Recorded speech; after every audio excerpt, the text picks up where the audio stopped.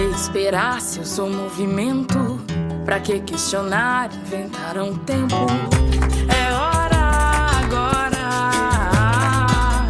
já foi. É hora agora, já foi.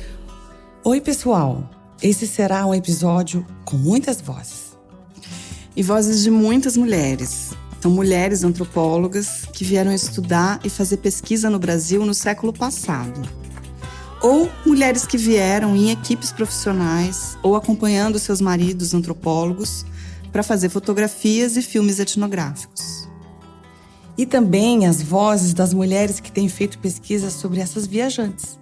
Lá na Universidade Federal do Rio Grande do Sul, tem uma equipe de estudantes de antropologia e de história, de graduação e de pós-graduação. E essa equipe está procurando rastros em diários de campo, em coleções de fotos, em acervos de museus. A equipe é coordenada pela professora e antropóloga visual Fabienne Gama. Essa é a 4ª temporada do Mundaréu e nessa temporada a nossa ideia é entender como que a produção da ciência é perpassada por preocupações feministas. Esse é o episódio 22 e vamos refletir sobre a ciência antropológica, como ela esteve historicamente esvaziada de autoras mulheres. Em maio de 2023, a nossa equipe do Mundaréu foi até Porto Alegre para conversar com elas todas e ver o que elas estão fazendo por lá. Eu e a Daniela, a gente foi acompanhada pelo Gabriel Marçal e pela Camila Anselmo, da nossa equipe da Unicamp e da UNB.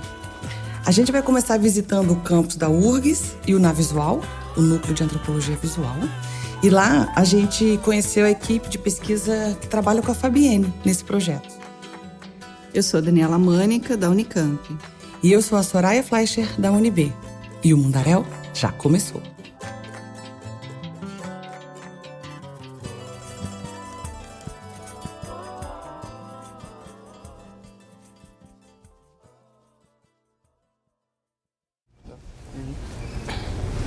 Fabienne, bom dia! Oi, que bom receber vocês aqui! Bem-vindas ao Campus do Vale. Não, desculpa, começamos? Sério agora? Então tá. Começamos de algum lugar? Eu tô assim, né? Oi mesmo? Onde a gente tá. Então, gente, bem-vindas ao Campus do Vale. Vocês estão agora entrando aqui nesse campus da URGS que fica um pouco mais afastado do centro, né? Aqui é bastante arborizado, temos muitos animais. Como é que esse campus é diferente do campus do centro, do campus da saúde, na tua opinião? Não é isso, lá o campus da saúde, né, o campus do centro, ele é realmente no meio da cidade, é um campus, né, de prédios, é bastante urbano, aqui a gente já está um pouco mais fora, né, desse burburinho, digamos assim, então tem esse ar mais mato, planta. É muito curioso, inclusive, que durante a pandemia, quando a gente não pôde frequentar esse campus, né, o mato subiu e tinha micos, macacos e bichos ocupando todo esse ambiente, porque é um ambiente de muita mata, muito verde mesmo, né? E os estudantes ocupam bastante esses gramados aqui, né? Quando tem assim um dia de sol, principalmente quando começa a ficar mais frio como agora, né? Bem legal. Onde você está levando a gente? Eu estou levando vocês agora para a sala do Navisual, né? Que é o Núcleo de Antropologia Visual, que eu coordeno aqui na URGS, e onde surgiu, né, essa equipe, onde a gente se reúne, onde a gente trabalha, né? Um núcleo muito legal, assim, em termos de infraestrutura, inclusive, raro, assim, nesse contexto, né, de universidade pública. Temos muitos desafios econômicos e financeiros, mas a gente tem um espaço bom para trabalhar, né? A gente tem uma equipe grande, é um núcleo que está aberto a estudantes da graduação e da pós-graduação. Pronto, aqui esse primeiro corredor do IFCH tem núcleos, laboratórios, salas de professores, né? E essa sala aqui já na frente é a do Navisual. Como vocês podem ver, a gente tenta deixar bastante visível que é a sala do núcleo, né? Então tem o nome na frente, tem uma série de cartazes e informações. Vocês vão ver aqui. Oi, gente. Oi, gente. Tudo bem? A gente está entrando aqui no núcleo, o pessoal já está reunido.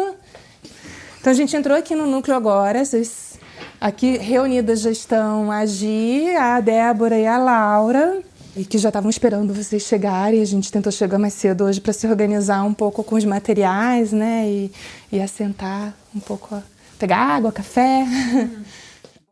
Lá no Navisual, a gente conheceu essas 3 estudantes que a Fabi falou agora. A Giovana do Nascimento, a Débora Uobeto e a Laura Schmidt. E eu pedi a uma delas, a Gi, para descrever aquele espaço do laboratório pra gente. Quando a gente entra na sala, é um espaço que eu acho aconchegante, assim, né? E quando tá cheio de gente, assim, parece emocionante, assim, o que a pessoa vai falar.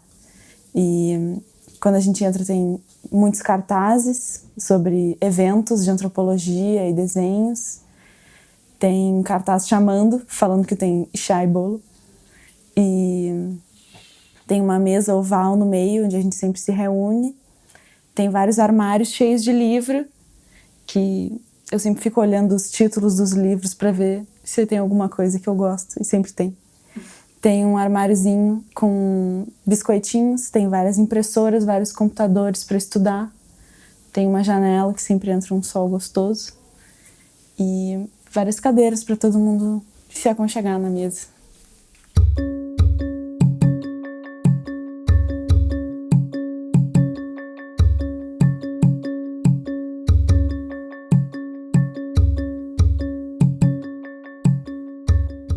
Bom, a Fabienne nos contou a história de como esse projeto todo começou e de como seu trabalho na antropologia visual foi virando cada vez mais um projeto de antropologia da ciência antropológica. Nos cursos que eu dava de antropologia visual, a gente sempre falava de fotografia e filme, e eu nem me dava conta de que, quando a gente ia falar sobre história da antropologia visual, a gente falava muito mais sobre filme do que sobre foto. A gente tem essa coisa com a voz também muito importante, né? O discurso verbal na antropologia. E aí eu fui descobrindo muitos trabalhos, ou fui juntando muitos trabalhos que já tinham sido publicados, alguns eu já conhecia, sobre fotógrafos, né, que tinham atuado no Brasil. E fui percebendo que tinha muitos artigos que eram publicados sobre fotógrafos, mas nenhum que estava sistematizando um pouco essa história, né, da fotografia etnográfica no Brasil. Então comecei a escrever um pouco isso, e quando eu estava escrevendo, fui me dando conta que eu estava referenciando exclusivamente fotógrafos homens e, né, expedições, trabalhos que estavam sendo ali coordenados, né, por homens. E comecei a ficar muito surpresa. Falei, uai, que estranho, né? Cadê as mulheres? Onde é que elas estavam? O que estava acontecendo? E ao mesmo tempo que eu fui sistematizando essas informações, eu fui cada vez me inquietando mais, né? Com a falta total de referência, né, a mulheres. A Fabienne foi professora no Departamento de Antropologia da UNB por 5 anos, que é onde eu trabalho também. E aí, lá na UNB, um dia, conversando com o professor Roque Laraia, né, que estava sempre lá no nosso Instituto de Ciências Sociais. O Roque é um professor aposentado e também emérito da antropologia lá na UNB. Ele me falou, não, mas tinham muitas equipes que faziam pesquisa, né, etnográfica nesse período, que contavam com a presença de mulheres, muitas delas esposas de grandes antropólogos que estavam viajando. Ele falou, por exemplo, a Berta fotografava muito mais do que o Darcy. E eu falei, não conhecia, assim, os trabalhos da Berta, né? E aí eu falei, bom, vou pesquisar que história é essa, né? Que viagens era essa? Comecei a levantar algumas informações para tentar entender quem era a Berta e que viagens eram essas, como é que ela estava atuando. E a gente começou a fazer essas pesquisas, fez o levantamento das mulheres, encontrou algumas teóricas que estavam pensando a história da antropologia, como a Marisa Correia, a Miriam Grossi, várias outras antropólogas brasileiras que estavam um pouco pensando sobre isso, né? Então a gente foi estudar referenciais de mulheres que estavam pensando história das mulheres cientistas no Brasil, história de mulheres na antropologia, história da disciplina antropológica com essa perspectiva de gênero. E foi aí que a gente foi descobrindo outras pesquisadoras que não são daqui, da URGS nem do Navisual, que estão também pesquisando antropólogas na primeira metade do século XX. Nessa hora, a Fabienne e a equipe listaram muitos nomes de etnólogas, fotógrafas e cineastas do século XX. E ainda outros nomes de antropólogas que pesquisam e pesquisaram essas mulheres. Na página do episódio você pode encontrar estes nomes e algumas das suas obras também de referência. Em relação à nossa forma de trabalho e também a essa forma de estar olhando para essas mulheres, essas antropólogas e a história da antropologia. Super vejo também a antropologia como ciência, entendo que o que a gente está fazendo, tanto em termos conceituais e discussões teóricas, como modo de trabalho, é muito inspirado, né, nessas formas feministas de estar no mundo, é o que tem atraído as estudantes também para cá, acho que não é a troco de nada que são todas mulheres, né? E não é a troco de nada que toda essa rede que a gente criou para além da URGS também são todas mulheres, né? É impressionante, são todas mulheres trabalhando sobre mulheres, né?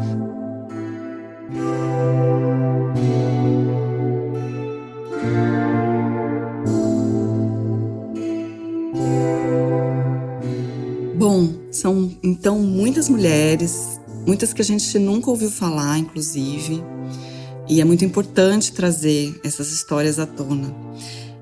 Muita antropologia foi produzida, inclusive por mulheres nessa época, e não chegou a ser plenamente sistematizada, nem divulgada e muito menos conhecida. Então, esse projeto delas tem essa proposta, né, feminista de trazer à tona essas histórias. Mas não é exatamente fácil encontrar essas mulheres que produziram antropologia audiovisual há um século atrás, quando os registros eram muito menos tecnológicos e amplos como nós temos hoje. Então, um primeiro desafio que elas vão contar para a gente agora é sobre a autoria dessas fotos e desses filmes.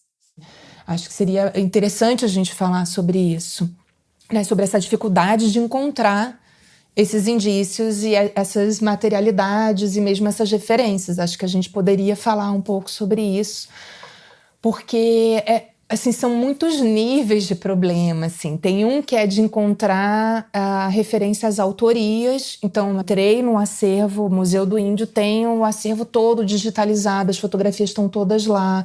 Eu colocava para procurar a viagem de Berta Daci, estava tudo na viagem que o Darcy tinha feito. Tinha um monte de fotografia, inclusive, que o Darcy constava na imagem, que estava acreditada a autoria a ele. Aí eu falava, bom, mas né, tem alguma coisa estranha. Aí conversei com a equipe de lá.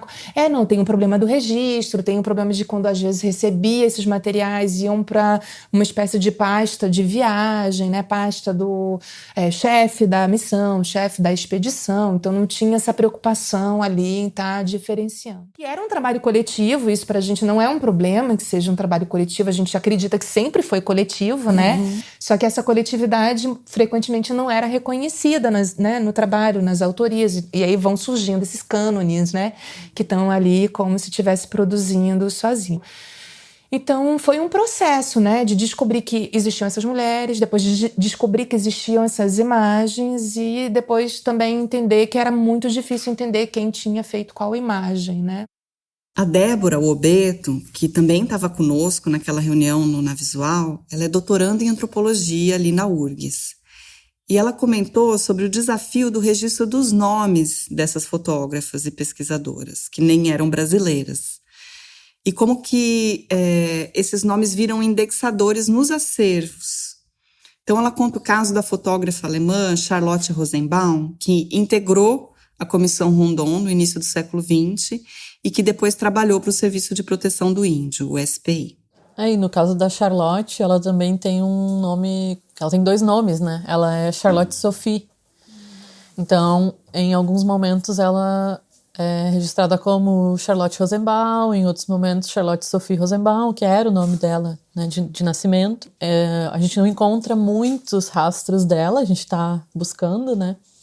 Mas em geral a gente encontra mais coisas com esse primeiro nome do que depois, né? Então a gente tem esse registro de que, bom, a gente encontrou o registro de casamento dela com o Jacob Baumwald.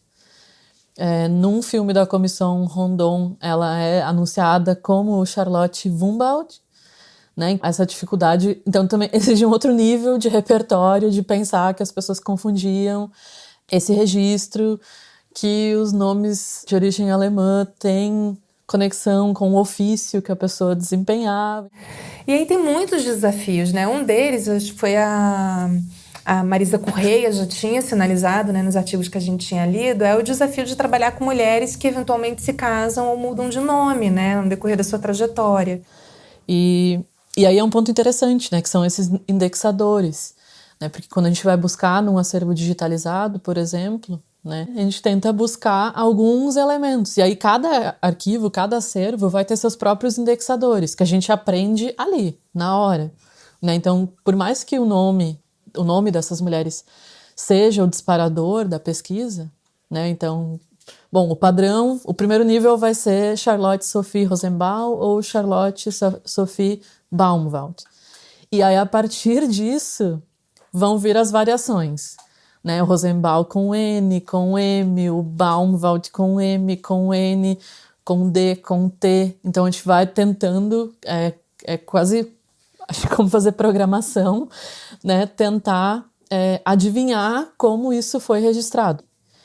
Na indexação, só foi possível encontrar com a grafia errada. Então, o indexador está com a grafia errada para se encontrar a grafia certa no documento, porque o documento datilografado, aquele M ali parece um N. Então, esse detalhe, né? Que a gente tem que estar prestando atenção para se aproximar de documentos, que aí a gente vai ler na íntegra, vai ver como eles se relacionam com outros documentos daquele conjunto, e a gente vai aprendendo a fazer isso, né? A Débora não mencionou só a grafia dos nomes e sobrenomes, mas também a profissão que foi atribuída a essas mulheres profissionais. De como essas pessoas foram qualificadas, né? Se é fotógrafa, se é cinematógrafa, se é técnica, se é empregada, né? Então, acho que é navegar um pouco, né? entre esses indícios, esses rastros, para daí sim se aproximar. Por exemplo, da Charlotte, a gente encontrou um registro de férias, né? Quando ela entrou em férias em 1958, né? Que era um relatório interno do SPI, que foi anexado a esse grande relatório, né? A gente encontra ali, bom, em 58 ela estava ali. A Laura Schmidt também compõe essa equipe da URGS. Ela é graduanda em História e ela pesquisa a Berta Ribeiro. E aí ela falou um pouco sobre o desafio de acessar os acervos. É um trabalho bem de formiguinha, assim, realmente de construindo a cada pistas e a cada acervo. Que nem a Débora falou, são todos indexadores diferentes, uma terminologia diferente que tem que aprender a buscar, a lidar, a encaixar na pesquisa também, a ver como os documentos são encontrados ou se esses mecanismos de buscas não funcionam, são softwares que não funcionam. Então, para realmente ver tudo que existe nele, teria que ver ele presencialmente. Isso é uma coisa que a gente nota a necessidade da pesquisa presencial neles. E para nós também isso é uma dificuldade, porque eu, por exemplo, eu entrei um pouquinho depois já na pesquisa, mas eu concebo ela com a possibilidade de uma pesquisa online, em acervos online, em acervos digitais, e também um trabalho coletivo também que é feito digitalmente, através de grupos, no WhatsApp. Essa comunicação também é feita dessa forma. E quando se coloca a necessidade presencial, se forma alguns problemas, assim. E problemas principalmente de acesso aos acervos que a gente enfrenta. E com a Berta, por exemplo, esse é um problema essencial que a gente vem enfrentando, que é toda a produção dela basicamente está concentrada num único acervo e é impossível o acesso à visitação dele. E para nós isso é um desafio. Um desafio, no mínimo. A Débora, que pesquisa os acervos visuais da Ruth Landes, reforçou esse ponto sobre acessar os materiais presencialmente. E nesse caso da Landes é interessante porque ela mesma, né, compôs esse acervo dela, né? Essa forma como ela gostaria de ser lembrada e como ela gostaria de lembrar das coisas, né? Então, acho que entre os acervos que a gente pesquisa, talvez ele seja o acervo mais organizado de todas essas mulheres, porque ela mesma passou 20 anos da vida dela reunindo e pensando esse arquivo, né? Então também tem todo um exercício de memória que ela faz, né? Tem muitas fotos que ela vai legendar 20, 40 anos depois, né? Fotos que ela tirou ali na década de 30, que daí nos anos 70 ela coloca o nome da pessoa no verso da foto com uma interrogação, né? Tentando se lembrar. E esse acervo tá todo digitalizado. E quando eu pude ver o acervo presencialmente, foi outro acervo. É outro acervo. Então, quando eu cheguei lá e me dei conta da dimensão das fotos, porque vendo aqui na tela, né, do computador, a foto parecia uma foto 10x15. Lá no acervo, é quase um negativo, né? Quase o tamanho de um negativo. São fotos super pequenas, assim. E a forma ali que ela mesma organizou para estar no acervo, né? Tem uma pasta exclusiva de material gráfico, né? Onde tem alguns desenhos, poucos, né? Desenhos que ela recebia e um e outro que ela fez. Tem cartões postais e fotografias, e quase todo acervo é com fotografias do Brasil, né? São quase 700 fotografias. E essa coisa dos acervos é um ponto bem interessante da pesquisa, porque é muito diferente quando a pessoa organiza seu próprio acervo para doação, e, né, as imagens, como é que isso está apresentado, como é que isso é doado, né? Que é diferente, por exemplo, do caso da Dina, né? Que todo o acervo dela ficou sendo da viagem que ela teve para o Brasil, né? Passou a ser de propriedade do Claude Lévi-Strauss e depois da família da segunda esposa do Claude Lévi-Strauss. E está na Biblioteca Nacional da França, não está disponível de forma digital e o acesso é super difícil. Então, né? Todas essas relações profissionais ou pessoais, da forma como aconteceram, também interfere na forma como um acervo é organizado e como ele é disponibilizado, né? Sim. Essa política de guardar, ela é bastante recente, assim, pelo que a gente encontra na literatura. O Evans Pritchard queimou todo o arquivo dele, né? O arquivo da Zora Hurston foi queimado por uma pessoa desavisada, e outra pessoa também desavisada parou um carro e apagou o incêndio, né? Na semana em que ela faleceu. Então tem essas diferentes formas de lidar com o próprio arquivo, e faz parte de um momento de entender diferente os próprios arquivos pessoais do nosso trabalho, né, de antropólogos e antropólogas, e de guardar, inclusive, os restos. Eu vi há pouco tempo um documentário sobre escritores, e uma escritora disse, hoje em dia existe uma mão invisível, né, quando a gente escreve no computador.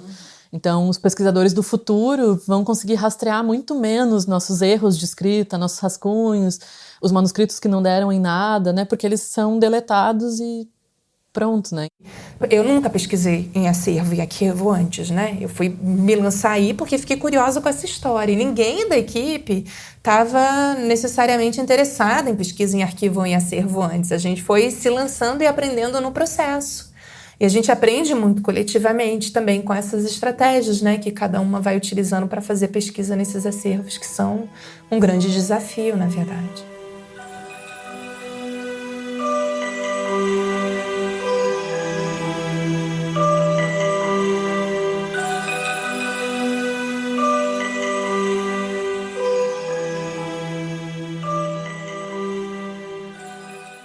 Eu também quis saber se as antropólogas, fotógrafas, autoras mulheres tinham aparecido na formação dessa equipe. A Débora, que está no doutorado, começou respondendo sobre isso. Eu acho que agora é um momento muito diferente, assim, do momento em que eu entrei na graduação, né, lá em 2011. Então, realmente, nas disciplinas de introdução, de teoria, mesmo no mestrado, é profundamente desigual, né? E quando as mulheres aparecem, são as mesmas mulheres, né? É a Margaret Mead, é a Ruth Benedict e pronto, assim. Então, acho que também existe uma grande diferença quando a gente acessa a literatura pós-guerra, né? Então, lá em antropologia contemporânea já começa a ter um pouco mais de inserção nos currículos, mas é muito desproporcional. E só depois, no doutorado mesmo, que eu, com essa aparição da Fabienne, que eu pude ser estagiária docente, né, de uma disciplina de antropologia e feminismos, que não existia, né, quando eu estava na graduação. Então acho que mudou muito o cenário nos últimos anos, curto período, assim, e mesmo nas disciplinas dos clássicos, né, mesmo nas disciplinas introdutórias, né, de dizer que, bom, tinha outras pessoas pensando essas coisas, não era só o Malinowski, não era só o Boas, né. Depois eu quis saber da Fabienne como professora. Quer dizer, se essa pesquisa delas vem reverberando nas suas disciplinas. Eu fico pensando muito na minha trajetória como... A gente sempre, quando começa a dar aula, a gente lembra da nossa experiência como discente, né? E eu acho muito impressionante que durante toda a minha formação de graduação, mestrado e doutorado, eu não tenha lido muitas das coisas que eu trabalho hoje em dia, que foram publicadas décadas antes de eu ingressar na graduação, né?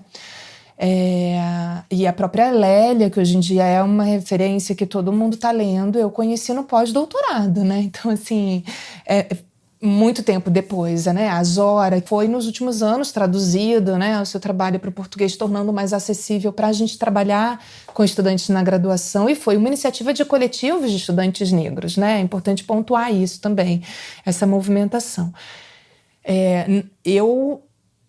Os meus programas, eu tenho essa preocupação de trazer diversidades, né, de gênero, raça, sexualidade para a gente discutir. Sempre trago essas corporalidades como algo a ser pensado junto com o que está sendo apresentado em termos de conteúdo. Quem é essa pessoa? Por que ela está falando sobre isso? Por que ela está interessada nisso, né?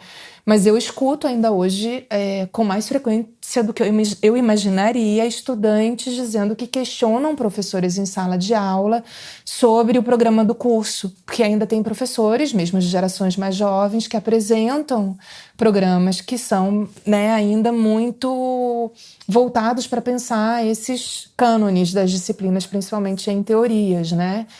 Mas fico muito feliz em poder já utilizar, mesmo em primeiro período, textos da Zora, junto com outros autores, para a gente falar, olha, tem isso que era reconhecido como cânone, tem essas outras produções que desde sempre aconteciam e que foram sendo marginalizadas, né? Até agora, a gente falou de muitas antropólogas que fotografaram, filmaram, desenharam e descreveram o Brasil do século passado. Nesse final do episódio, eu vou sugerir que a gente traga essas pesquisadoras mais para perto. Em vez de a gente só ouvir falar delas, a gente vai ouvir elas mesmas, de alguma forma. E a gente vai fazer assim.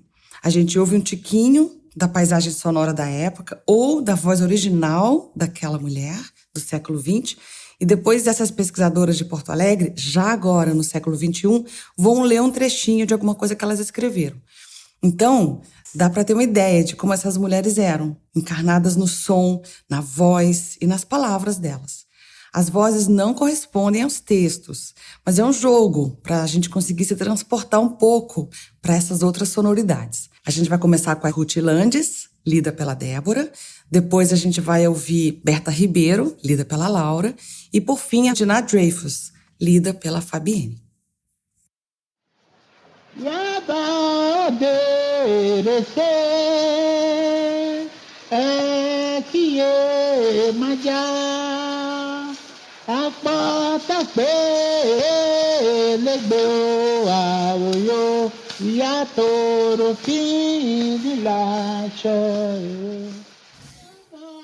O fundo musical que nos acompanha é compassado pela voz de Martiniano Eliseu do Bonfim, um dos primeiros interlocutores de Ruth Landes no Brasil. O Babalu martiniano era o que chamamos na antropologia de informante profissional, uma espécie de autoridade nas narrativas etnográficas, e uma figura que era procurada por pesquisadores brasileiros como Nina Rodrigues e Arthur Ramos, e aqueles vindos do exterior, como a própria Ruth Landes e seus conterrâneos Donald Pearson, Franklin Frazier e Lorenzo Turner. Embora já estivéssemos praticamente na década de 1940, e Landes tivesse usado um gravador em trabalhos de campo pregressos, dessa vez, no Brasil, ela não contava com esse instrumento de registro. Em um texto, que escreveu na década de 60, ela rememora a estadia na Bahia e parece lembrar nitidamente que não usou nenhum aparelho de gravação sonora.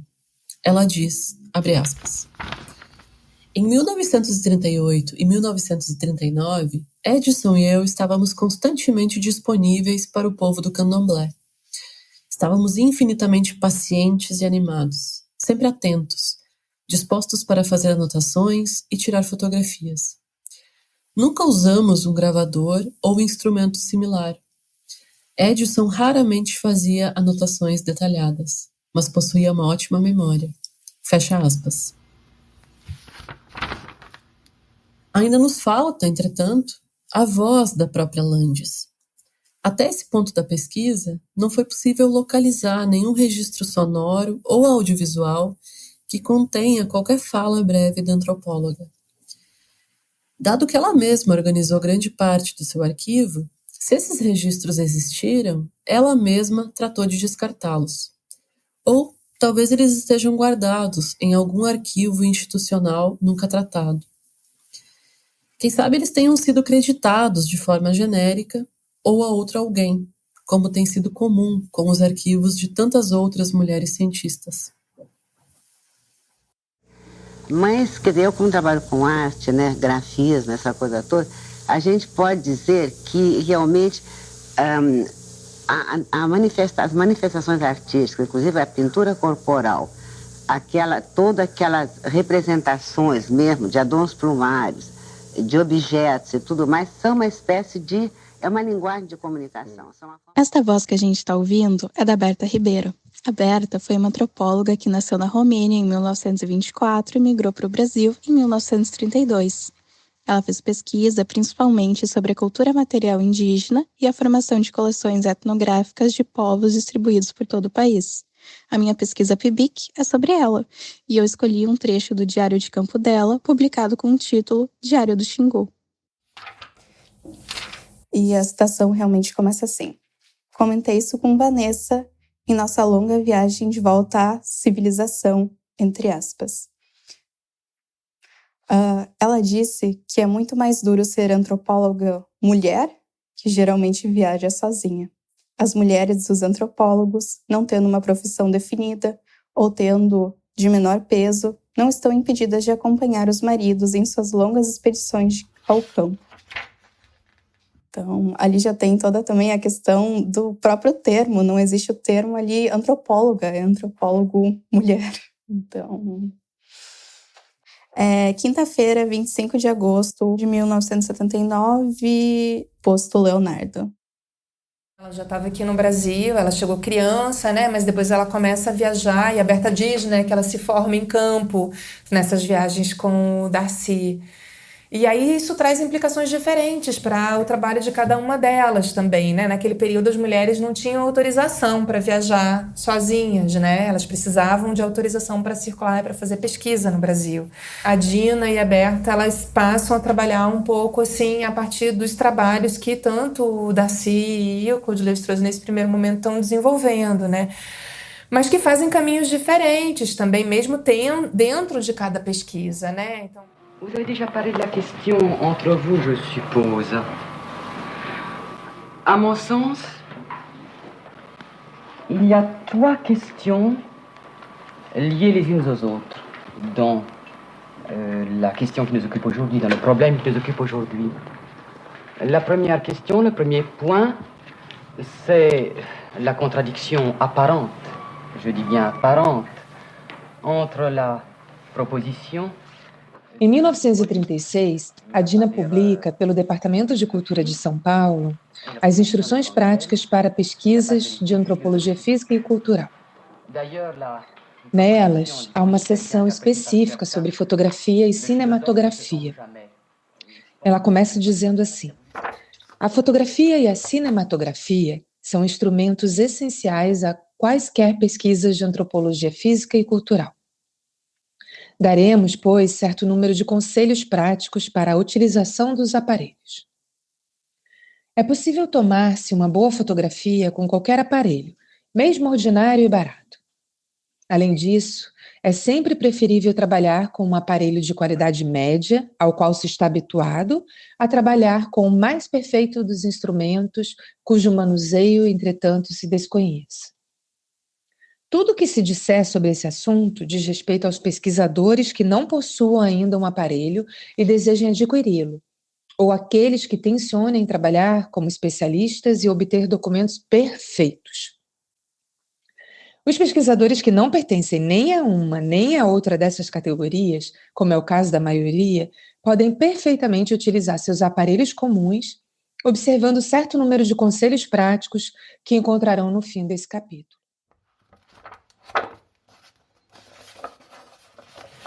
E a Dina, quando ela chega ao Brasil, ela acaba abrindo outras frentes de trabalho, né? E acaba se dedicando muito a essa formação prática também do trabalho de campo. Então, são mulheres que estão ali muito dedicadas a pensar e a sistematizar, enfim, informações oriundas do trabalho de campo.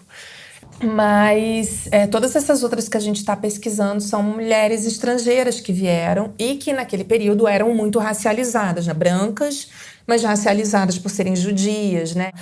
Mas assim, reagindo um pouco a essa questão, né, do gênero e da raça nessa produção de imagens nesse período, a gente não tinha mulheres brasileiras também que estavam engajadas nisso, né? Eram essas mulheres pesquisadoras que vieram de fora fazer pesquisa e cada uma com uma estratégia também, né? Um pouco para isso.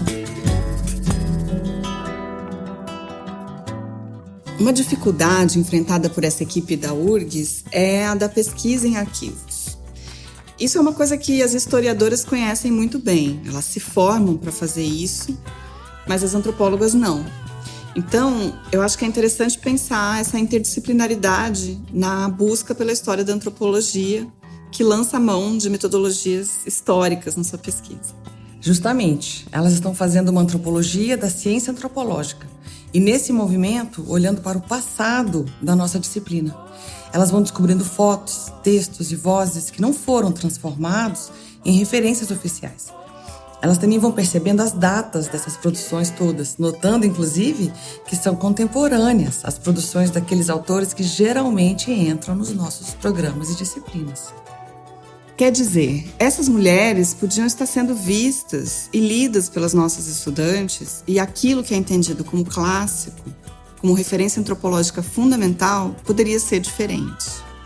E essas outras antropologias já estavam sendo produzidas em várias mídias diferentes, como dança, fotografia, diário de campo, e estavam sendo realizadas em equipes, seja com marido ou, por exemplo, estúdios de fotografia ou mesmo projetos internacionais. E também já com muita experimentalidade, que só foi reconhecido, por exemplo, lá na virada pós-moderna dos anos 60. No Brasil, a antropologia começa com a chegada de homens e mulheres estrangeiros.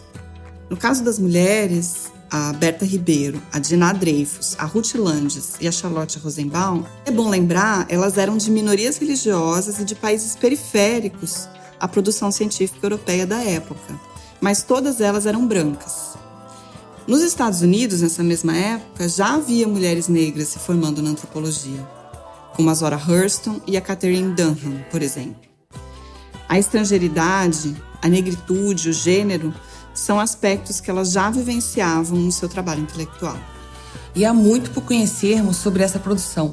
A equipe da Fabienne Gama e as equipes de outras colegas ao redor do Brasil têm feito enormes esforços para visibilizar a vida e a obra dessas mulheres e recanonizar a antropologia.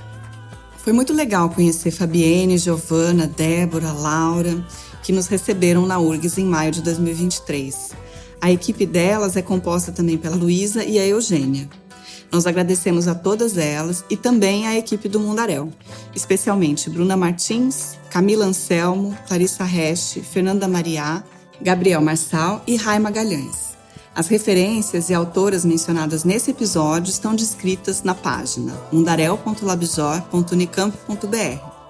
A música dessa temporada é Já Foi, de Janine Matias. E toda a edição e a produção musical é de Nicolas Martins, da nossa equipe da Unicamp. O Mundaréu integra a Rádio Quero de podcast de antropologia e recebe o apoio da FAPESP, da Unicamp, da FAPDF, do CNPq e da UNB. A gente se ouve no próximo episódio, sempre na primeira semana do mês. Até lá! Oi, você conhece o podcast Oxigênio? É um dos primeiros pods de ciência do Brasil e é produzido aqui no LabJor.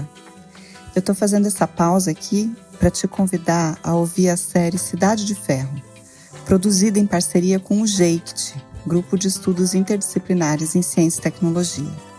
São 4 episódios que narram os encontros entre mineração e poesia a partir de Itabira, em Minas Gerais.